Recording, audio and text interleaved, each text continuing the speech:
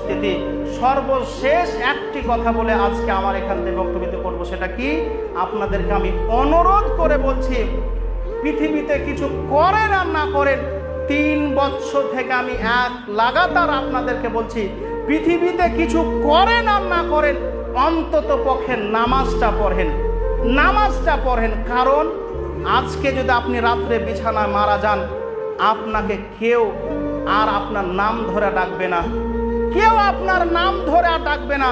সবাই বলবে ওই লাশটাকে কখন দাফন করছো, আর একজন এসে বলবে তাড়াতাড়ি কবর খোঁড়ো, আর একজন এসে বলবে তার বাঁশ কাটো, আর একজন এসে বলবে তাকে তাড়াতাড়ি আপনার দাফন নিয়ে এসো।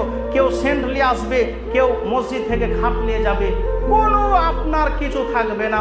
অনুরোধ করছি, কিছু করেন আর না করেন, অন্তত পক্ষে 5 ওয়াক্ত নামাজটা পড়েন, তাহলে ইনশাআল্লাহ দেখবেন আপনার মধ্যে কুপ্রবৃত্তি কোনো কিছু আপনার মধ্যে আর আসবে না, ইনশাআল্লাহ আসবে না।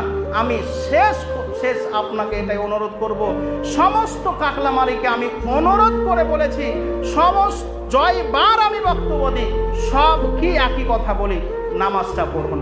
নামাজ ছাড়া কোনো বিকল্প নাই, নামাজ ছাড়া কোনো একটা বিকল্প নাই যে কিয়ামতের মাঠে আপনি পার পেয়ে যাবেন, কোনো বিকল্প নাই।